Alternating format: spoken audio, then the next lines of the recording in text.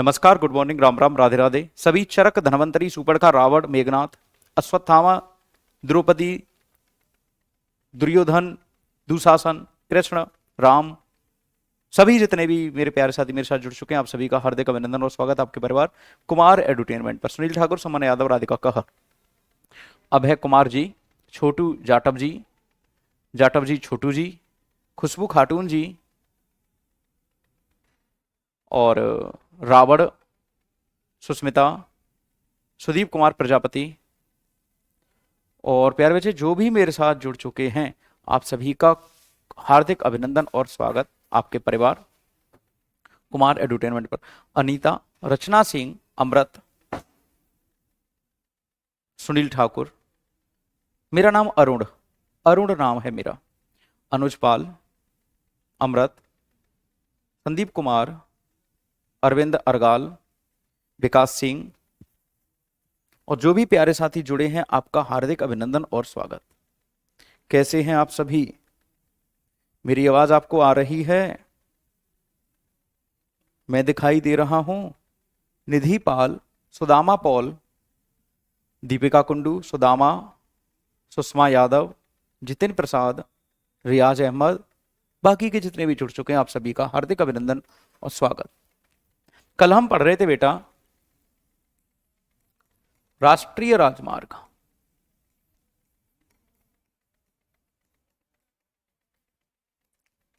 National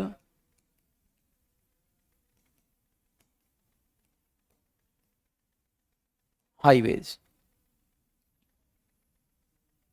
national highways,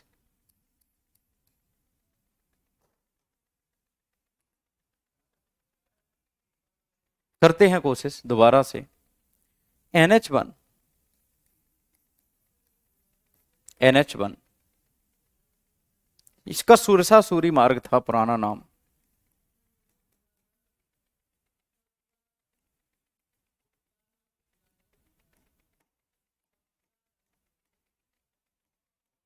Sher Shah Suri मार्ग इसका पुराना नाम था। ठीक है। NH2, इसका वर्तमान नाम कर दिया गया है NH19।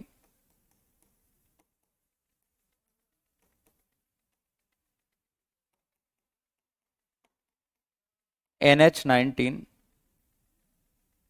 शेरशाह सूरी मार्ग,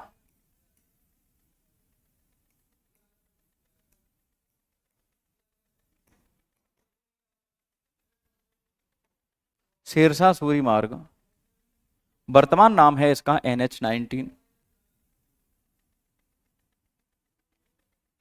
अच्छा, इसी को GT रोड कहते हैं। और GT रोड अगर आपसे कंबाइंडली पूछे तो NH1 प्लस NH2 को कंबाइंड रूप से कहा जाता है GT रोड।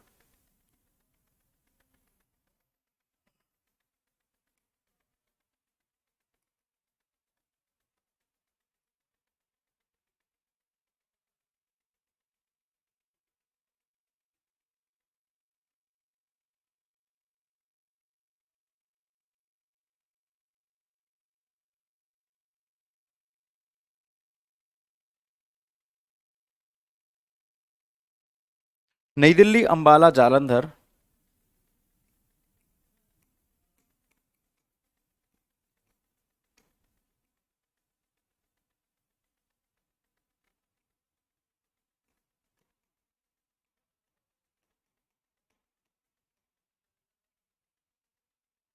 नई दिल्ली से पाकिस्तान बॉर्डर तक जाता है बेटा ये।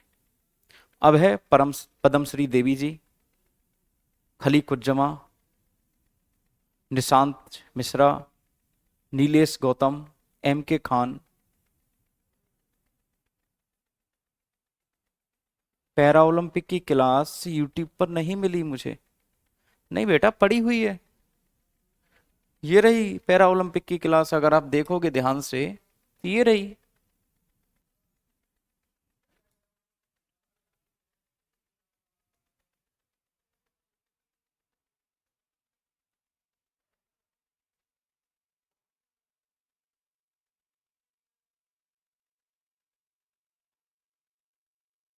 यहां पे पड़ी हुई है बेटा, स्टैटिक जीके का एक फोल्डर है।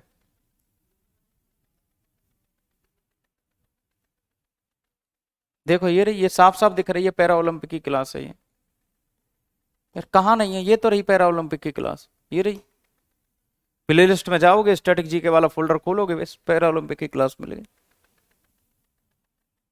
कोई बात नहीं अमृत।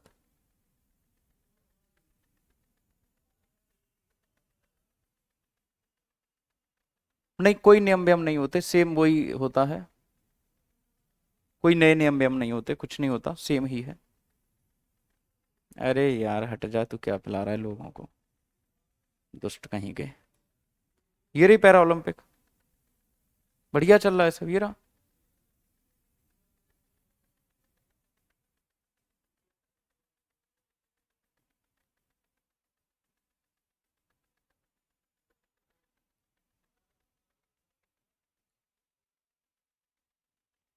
वर्तमान नाम NH-19 है, और जीटी रोड NH-1 और NH-19 को बोला जाता है। GT road grant trunk road है इसका पूरा नाम।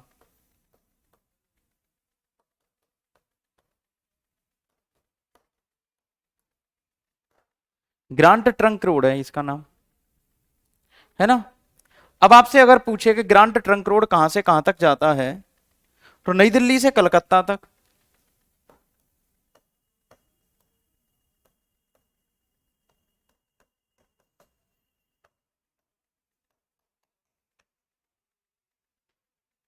है ना, ये है आपका नाम।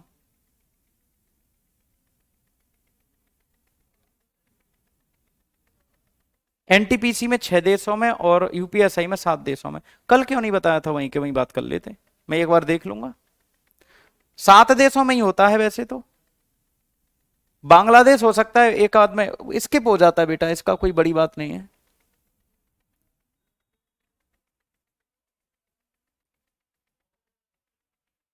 ठीक है, तो ये NH2, फिर है NH3।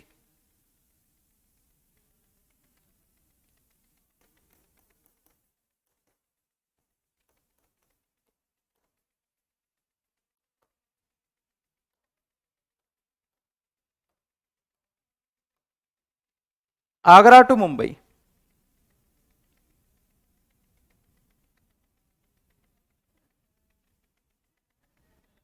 NH5।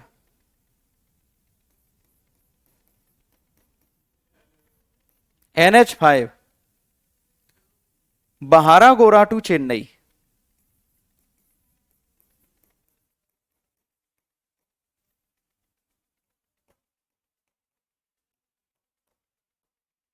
ये पूर्वी तट के साथ है।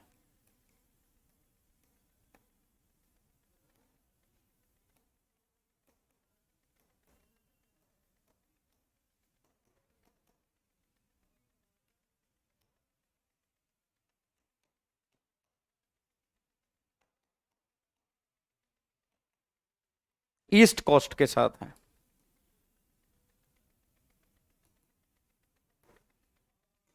ईस्ट कोस्ट के साथ है, ये पूर्वी तट के साथ जुड़ा हुआ है। NH4 अगर हम बात करें, ये है आपका ठाणे टू चेन्नई।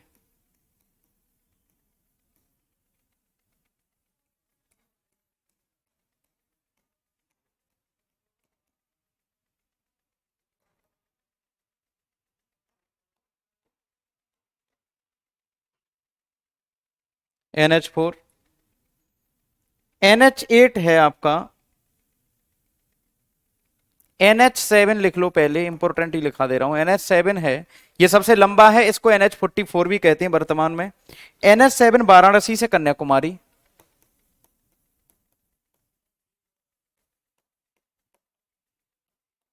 ये देश का सबसे लंबा राजमार्ग है।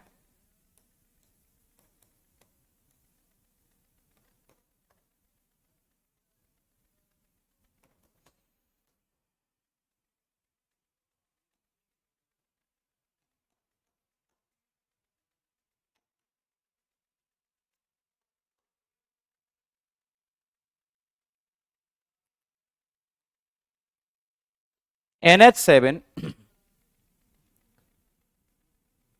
कल आपको बताया था NH15 नहीं बताया था कल आपको, NH15 लिखो।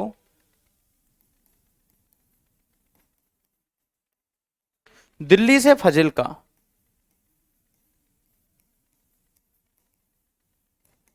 पाकिस्तान बॉर्डर तक जा रहा है ये। दिल्ली टू फजिल्का, पाकिस्तान बॉर्डर तक है ये। ठीक है, अगला है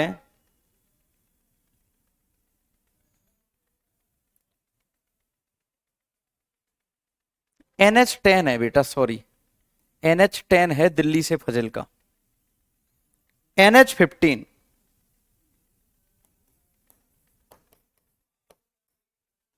इसके बारे में एक बहुत अच्छी बात है जो पेपर पूछता है आपसे। पठानकोट से सामी ख्याली, पठानकोट से सामी ख्याली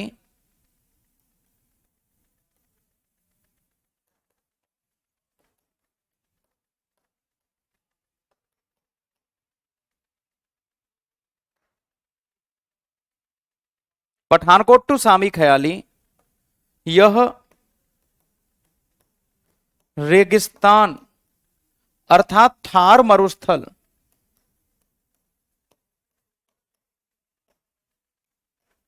से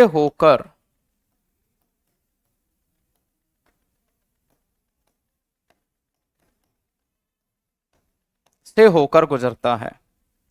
दिस इज पासेज थ्रू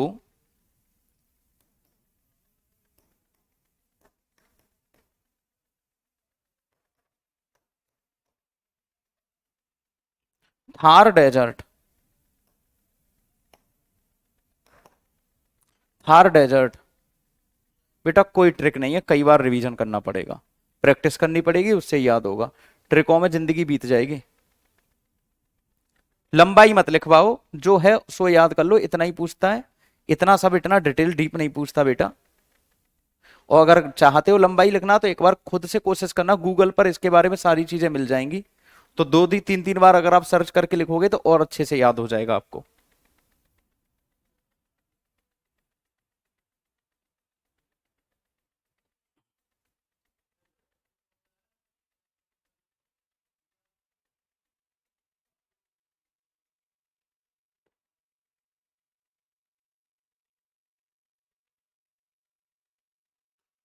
स्वर्णिम चतुर्भुज,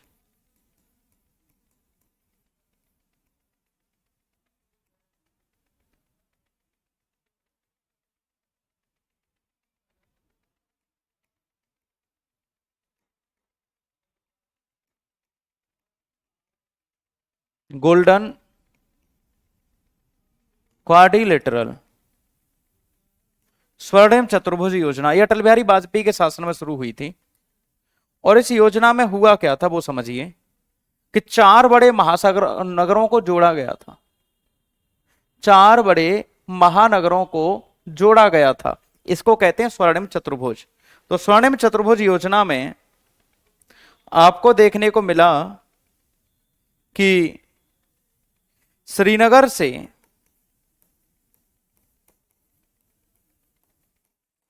कन्याकुमारी को जोड़ा गया, श्रीनगर से कन्याकुमारी को जोड़ा गया। ठीक है, साथ ही साथ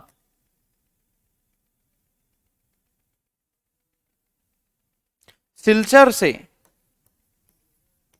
जो बंगाल का पश्चिम, ये असम में है शायद सिलचर, सिलचर से पोरबंदर को जोड़ा गया, पोरबंदर को जोड़ा गया। और ये तो दो महानगर थे, ये तो चार शहर हैं, इनको जोड़ा गया पूरब से पश्चिम, उत्तर से दक्षिण। लेकिन जोड़ने की योजना थी दिल्ली, मुंबई, कलकत्ता और चेन्नई ये कुछ ऐसे था कि यहां पर है मान लो कलकत्ता, और यहां पर है आपका चेन्नई, यहां पर है आपका दिल्ली, यहां पर है मुंबई, और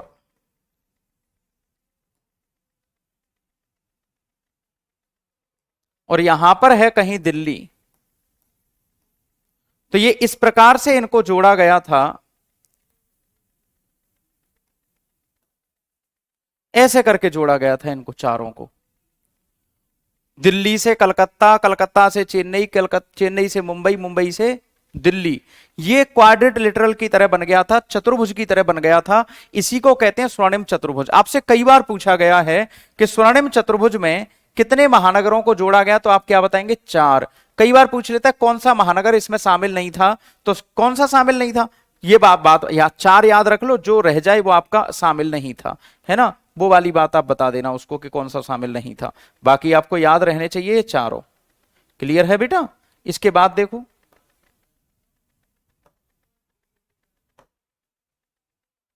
ये 4 महानगर जोड़े गए थे स्वर्णिम चतुर्भुज में। इसके अलावा देखो, इसके अलावा क्या है? दिल्ली, कलकत्ता, चेन्नई और मुंबई 4 को जोड़ा गया। लेकिन ये सड़कें गई थी श्रीनगर से कन्याकुमारी, सिलचर से पोरबंदर तक। ये तो सड़कें गई थी ऊपर से लेके नीचे तक, और इधर से लेके इधर तक, ये 4 सड़कें गई हैं।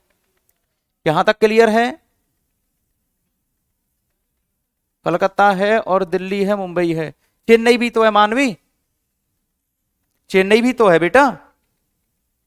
तो याद रखना है आपको, दिल्ली से मुंबई की जो लंबाई है वो है 1419 किलोमीटर। मुंबई से चेन्नई की है 1290।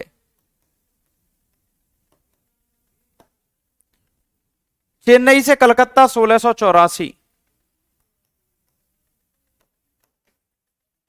और दिल्ली से कलकत्ता की है 1453 किलोमीटर।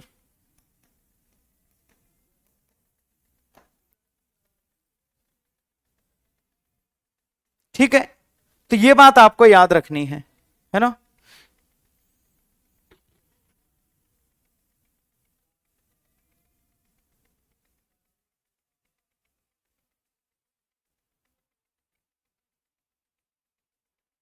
सन 2000 में शुरू हुआ था, 2004 तक ये कंप्लीट हुआ था, और 2018 की स्थिति के अनुसार ये बन गया था।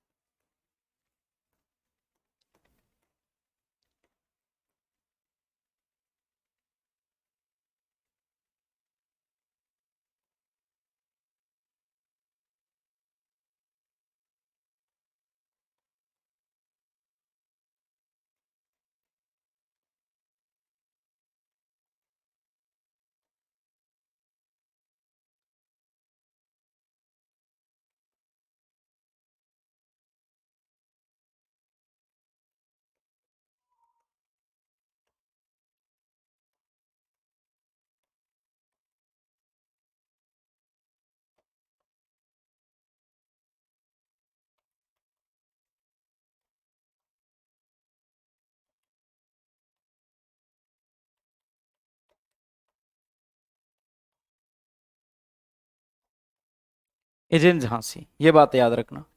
मतलब ये पूरा पश्चिम उत्तर दक्षिण कहां पर जाके काटते हैं एक दूसरे को? झांसी में।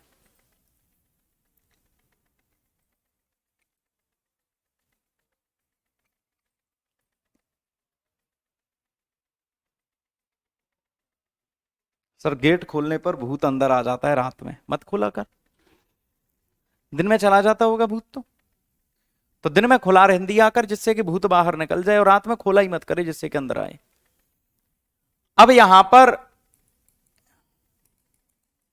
ये जो है श्रीनगर से कन्याकुमारी, और ये आपका पोरबंदर से सिलचर तक, इतना याद रखो। और जिस जगह पर ये काटते हैं एक दूसरे को उसका नाम है झांसी। झांसी में एक दूसरे को काटते हैं ये। हो गया होगा, कर लिया होगा। ये कह रहा मेरे पास तो चुड़ैल आती है। ये उम्र है ही बेटा ऐसी जिसमें कि भूत और चुड़ैल आते ही आते हैं आप लोगों के पास। ये आपका कसूर नहीं है, ऐसा नॉर्मली होता है लोगों के साथ।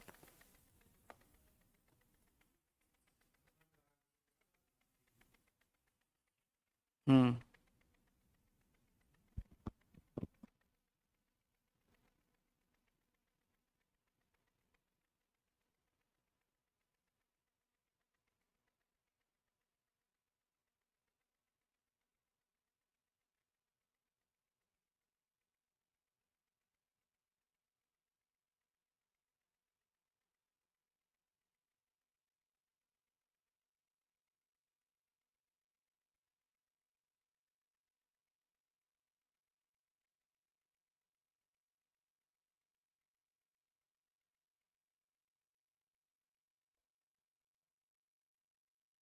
वर्तमान में जो सड़क बन रही है ना, वो पीपीपी मॉडल के आधार पर बन रही है।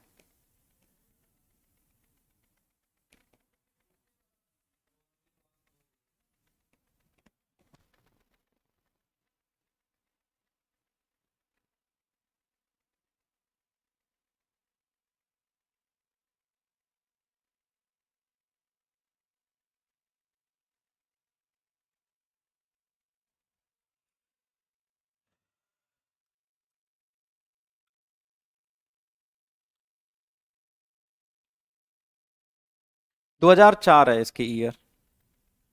अच्छा, पीपीपी मॉडल क्या होता है ये बताओ। आजकल जो रोड बन रहे हैं ना, वो पीपीपी मॉडल पर बन रहे हैं।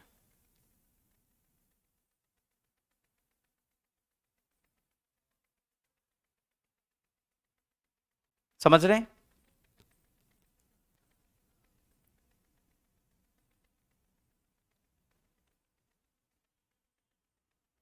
1290। वही तो पूछ रहा हूं आपसे, पीपीपी का मतलब क्या है।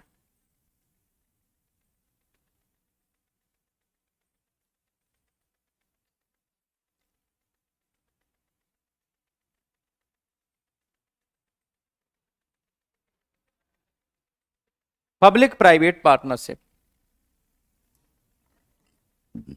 Public private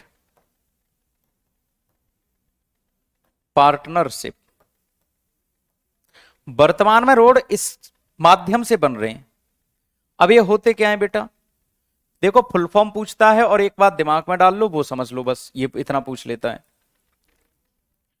public private partnership क्या होता है दोस्त। पब्लिक का मतलब होता है सरकारी,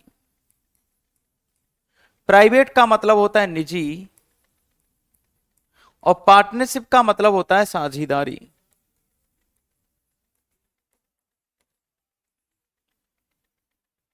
पब्लिक प्राइवेट पार्टनरशिप, सरकारी निजी साझेदारी, मतलब सरकार और निजी क्षेत्र के दोनों लोग मिलकर एक साझेदारी के माध्यम से रोड बनाते हैं। जैसे मान लो आजकल कोई रोड बनता है, आजकल कोई रोड बनता है, ये सड़क बननी है मान लो, और किसी एल एंड टी को ठेका दे दिया, क्योंकि एल एंड टी आजकल सिविल में रोड बना रहा है, सरकार के खूब बना रहा है। सरकार ने एल एंड टी को ठेका दे दिया, एल एंड टी को ठेका दे दिया कि आप रोड बना के हमें दे दो। एल एंड टी ने कहा कि अगर मैं रोड बना के दे दूंगा तो मुझे क्या प्राप्त होगा। सरकार ने कहा कि आप एक काम करो, रोड बनाओ, और रोड की जो लागत होगी, रोड की जो लागत होगी,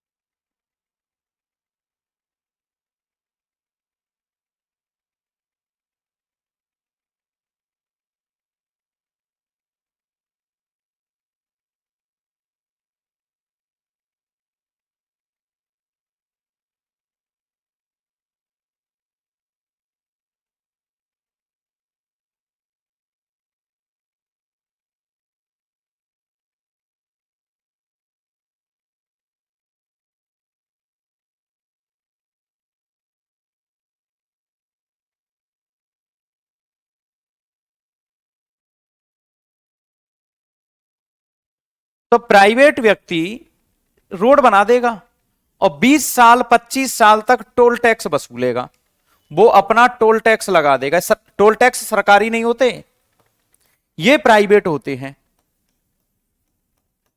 ये टोल टैक्स वसूलेगा, रोड की मरम्मत करवाएगा, रोड की मरम्मत करवाएगा। लेकिन इसमें अनुपात हो जाता है, कभी कभी 30-70 का होता है। सरकार कहती है 30% हम खर्च करेंगे, 70% तुम खर्च करना। और 70% खर्च करने के बाद रोड से तुम अगले 30 साल तक टोल टैक्स वसूलते रहना। इस रोड से अगले 30 साल तक तुम टोल टैक्स वसूलते रहना, कोई दिक्कत नहीं है।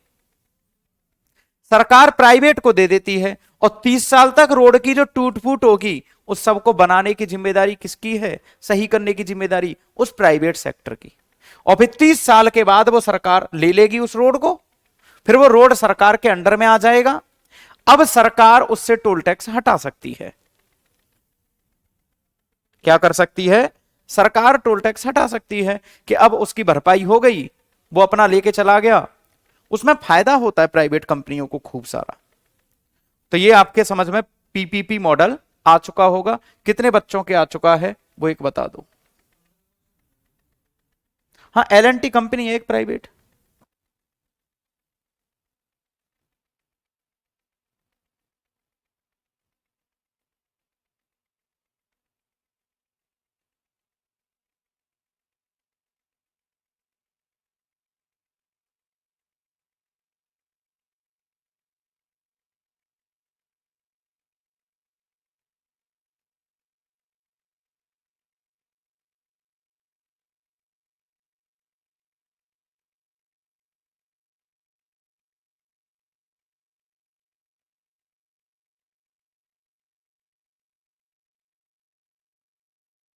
हो जाएगा बेटा, ठीक है।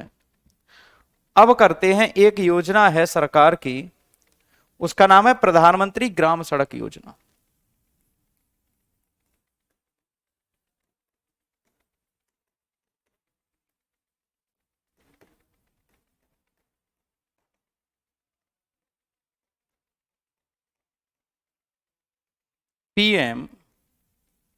PMGSY।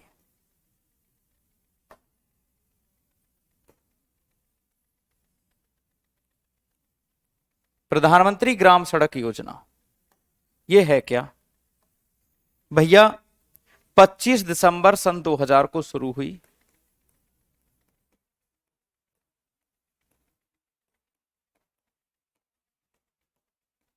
25 दिसंबर सन 2000 को शुरू हुई। 100% केंद्र की योजना है। 100% सेंटर प्लान।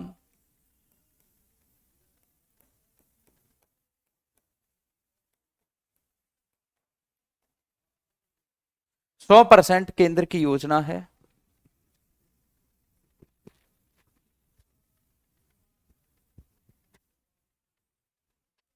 अब टोल टैक्स मैं कैसे दिखा दूं तुम्हें वसूलना? वो तो प्रैक्टिकली है, वो तो देखना पड़ेगा ना जाके रोड पे।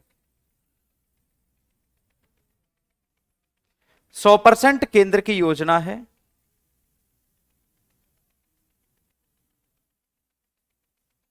इस योजना में उन गांवों को कवर किया गया था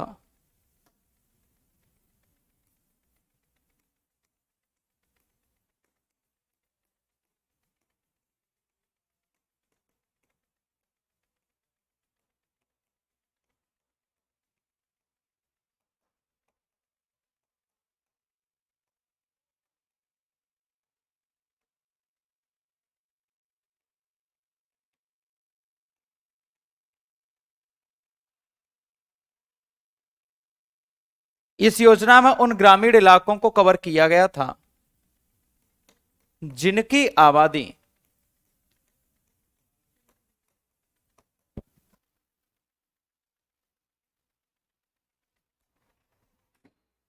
इन this plan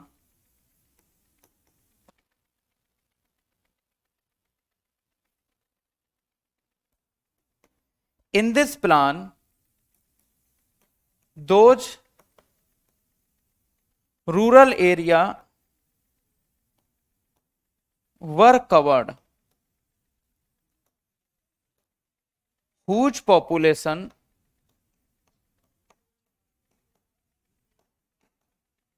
whose population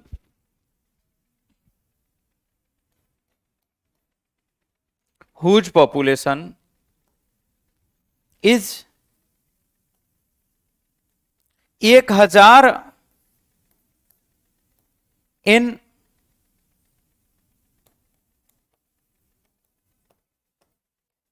plain area.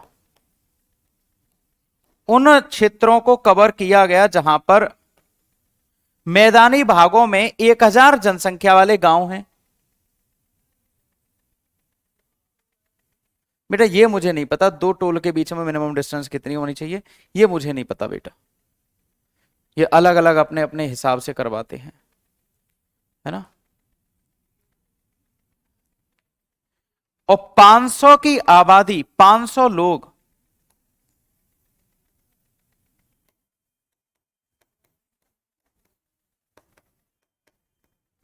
पांच सौ लोग आपके पहाड़ी इलाकों में होने चाहिए, मतलब हिली एरिया। सरकार उन इलाकों में सड़क बनवाएगी,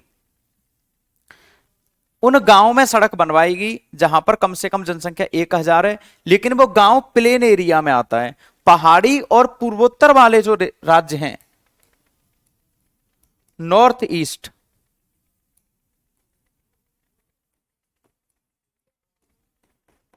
जो पूर्वोत्तर वाले राज्य हैं, वहां पर 500 जनसंख्या होगी तो सड़क बनवाएगी सरकार। जिसके समझ में नहीं आया है वो एक बार पूछ ले, आ गया है वो लिख ले, और आगे बढ़ते हैं बेटा अगर आ गया हो तो।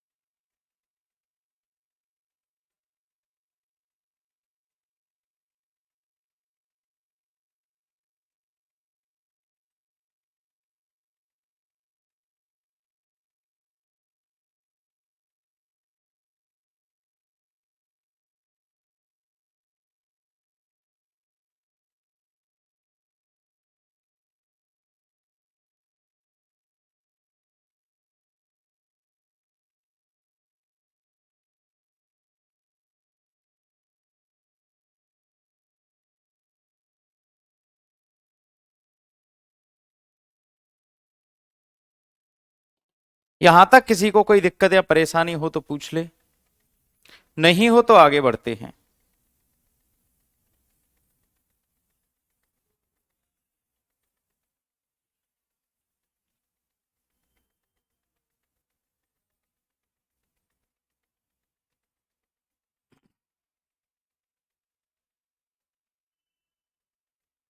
सर जो प्रधान के द्वारा बनाई जाती है, क्या वो इस योजना से ही बनवाते हैं? प्रधानों को रुपया आ जाता है। हाँ बेटा, संविधान भी करवाया जाएगा सर, करवाएंगे आपको, दूसरे सर हैं। चलो, जल परिवहन।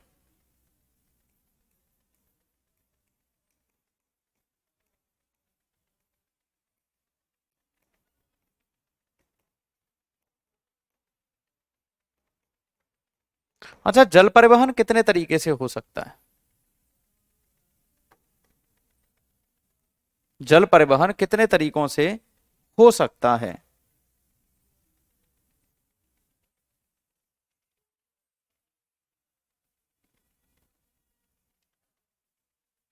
पहला,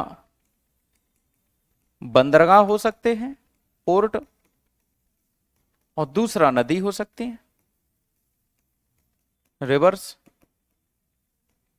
है ना। नदियों में तो वाटर मार्ग होते हैं, जल मार्ग होते हैं, और वहां पर बंदरगाह आपके समुद्र तटों पर होते हैं। ये भारत के 9 राज्य हैं जो समुद्री सीमा बनाते हैं: गुजरात, महाराष्ट्र, गोवा, कर्नाटक, केरल, तमिलनाडु, आंध्र प्रदेश, उड़ीसा और पश्चिम बंगाल, ये 9 राज्य हैं जो कि समुद्री सीमा बनाते हैं। क्या करते हैं ये? समुद्री सीमा बनाते हैं। आंतरिक जलमार्ग की बात हम करेंगे नदियों में, और समुद्री जलमार्ग की बात कर रहे हैं यहां पर। महासागरीय जल परिवहन यहां पर होता है। तो ये बंदरगाहों के थ्रू होता है। जैसे कि गुजरात में बंदरगाह बना हुआ है कांडला पोर्ट, कांडला पोर्ट, जिसका नाम बदलकर वर्तमान में दीनदयाल उपाध्याय किया गया है। दीनदयाल उपाध्याय किया गया है। महाराष्ट्र में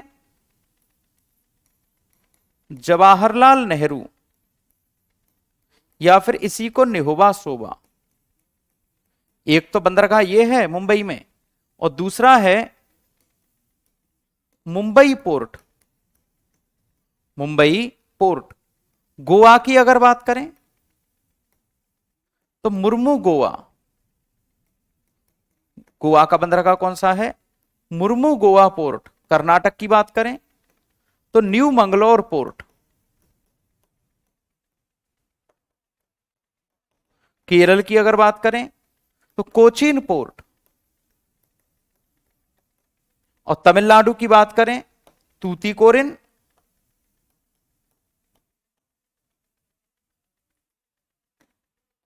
तूतीकोरिन,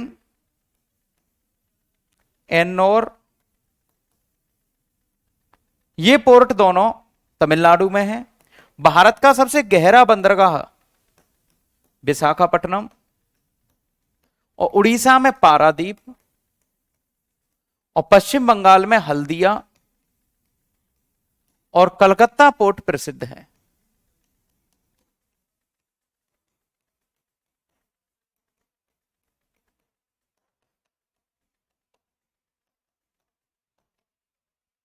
ये पोर्ट प्रसिद्ध हैं।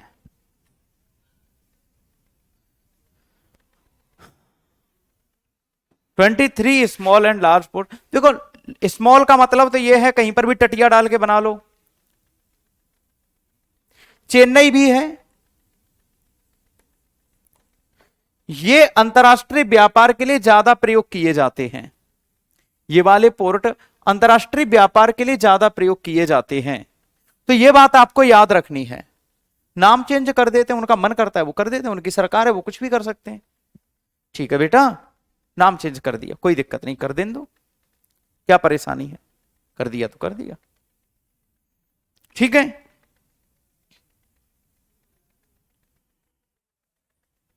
यहां तक कोई दिक्कत या परेशानी हो आपको तो पूछ लो।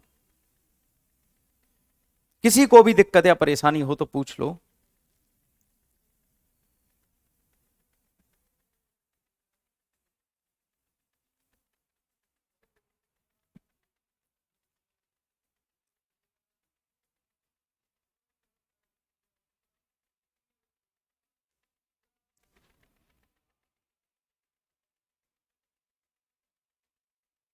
भारत का सबसे बड़ा बंदरगाह है आपका मुंबई पोर्ट।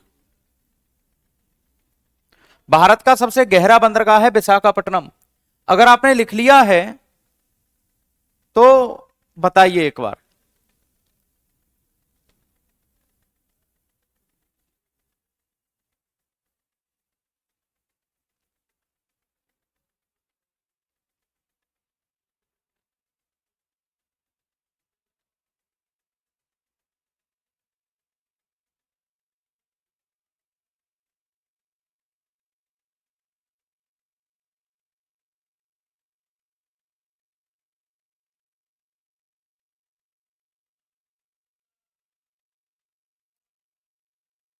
लो साइड में खड़े हो गए।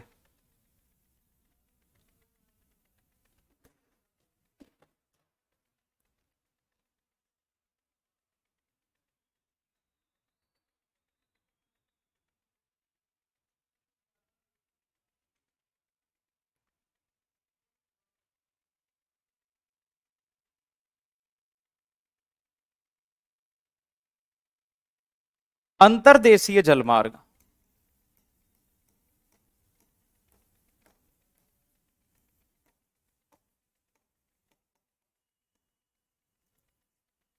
इनलैंड,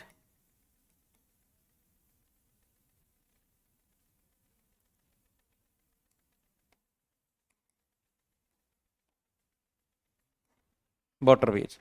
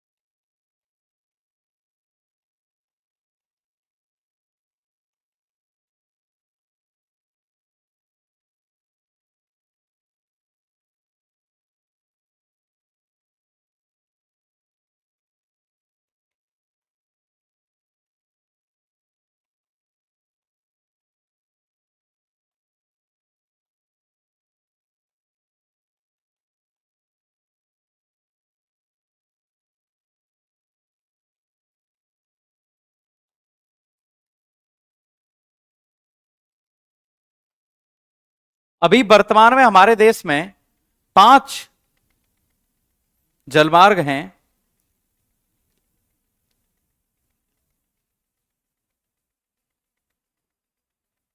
पहला गंगा नदी पर प्रयागराज से हल्दिया तक, मैं ये तो लिखवा चुका हूं आपको। और दूसरा ब्रह्मपुत्र नदी पर सादिया से धुबरी तक।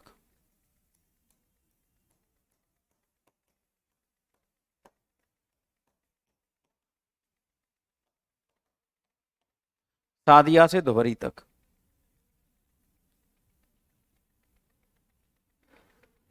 ठीक है, कुल मिला के कितने हैं?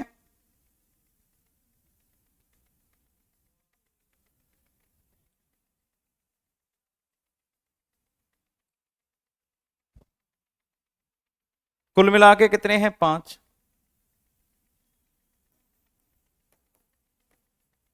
NW3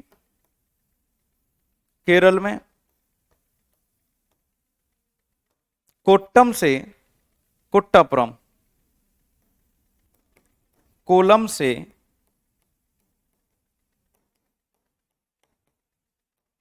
कुट्टापुरम। चौथा है NW4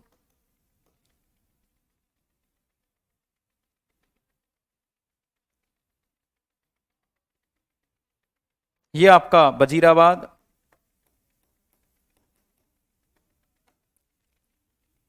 विजयवाड़ा,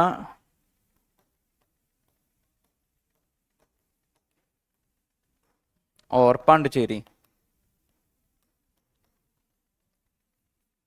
और पांचवा है NW5 तलचर से धमरा, उड़ीसा में। एक बार इंग्लिश लिख दूं फिर आपको नदियों के नाम बता दूंगा, क्योंकि इनकी नदियों के नाम मुझे देखने पड़ेंगे। केरल टू केरल, कोलम टू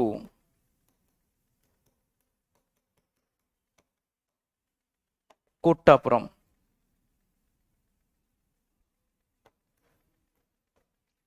वजीराबाद, विजयवाड़ा और पांडिचेरी।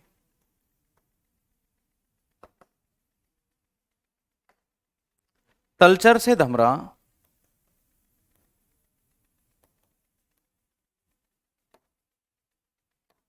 तलचर से धमरा, प्रयागराज टू हल्दिया, सादिया से धुबरी।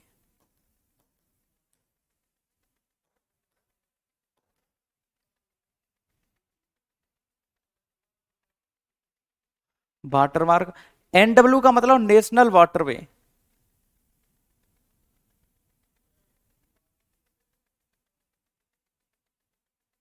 बेटा इंग्लिश में आपको कहने की जरूरत नहीं पड़ती, आपको हिंदी आए चाहे अंग्रेजी आए। आपने ये वाली बात कैसे हिंदी में लिख दी, रेशमा बानू? सर जो नेम आपने हिंदी में लिखे हैं इंग्लिश में लिखो, सर हिंदी नहीं आती हमें, ये भी अंग्रेजी में लिखा करो आप, मैं अंग्रेजी समझ लेता हूं। ऐसी कौन सी प्रकार की अंग्रेजी आती है आपको कि आप डाउट तो हिंदी में पूछते हो और लिखते अंग्रेजी में हो? ये कौन से प्रकार की हिंदी इंग्लिश हुई बेटा? इंग्लिश में ही लिखा करो, प्रॉपर इंग्लिश में सेंटेंस बना के। मैं समझ लेता हूं अंग्रेजी, आप इंग्लिश में ही लिखा करो, ठीक है? ये आपके वाटरवे हैं।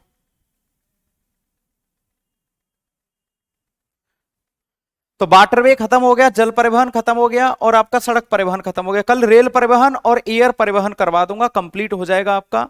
एक काम करना आप, एक काम करना आप कि NW3, NW4 और NW5 किन नदियों पर हैं ये बता दो, ठीक है?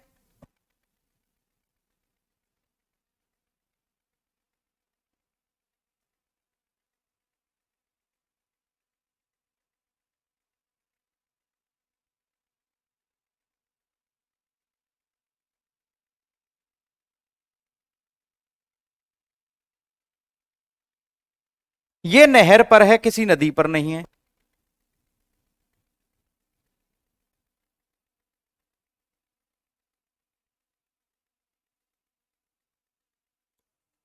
बेटा ये जो नीचे के तीनों जलमार्ग है ना, ये आपके नदियों पर नहीं है, नहरों पर है normally.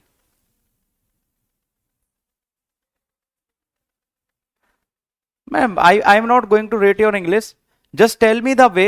You are asking your doubt in Hindi language and you are saying that you don't know Hindi, and you are asking your doubt in Hindi language and you are saying you are already two-minded person. Yeah, how can you perform two roles at a time? You don't know Hindi, also you are writing your doubt in Hindi, or you are challenging that you are not familiar with Hindi. नहीं मैं बस बोल रहा हूं कि आप वो तो लिख रहे हो कि सर हमें हिंदी के नाम नहीं आते, आपने अंग्रेजी में लिखी है, लेकिन आप साथ ही साथ ये भी बोल रहे हो कि हिंदी में नहीं आते और हिंदी में लिख के पूछ रहे हो। अंग्रेजी में लिखो ना बेटा। चलो अच्छे से रहना, अपना ख्याल रखना, कल फिर मिलेंगे एयर परिवहन और एयर ट्रांसपोर्ट और ट्रेन ट्रांसपोर्ट के साथ, और हम बात करते हैं। आपने टी शर्ट बार्सिलोना से लिया? नहीं बेटा मैंने यहीं से खरीदा है। तो आप अच्छे से रहना, अपना ख्याल रखना, ये सब लिख लेना, आ जाएगा पेपर में।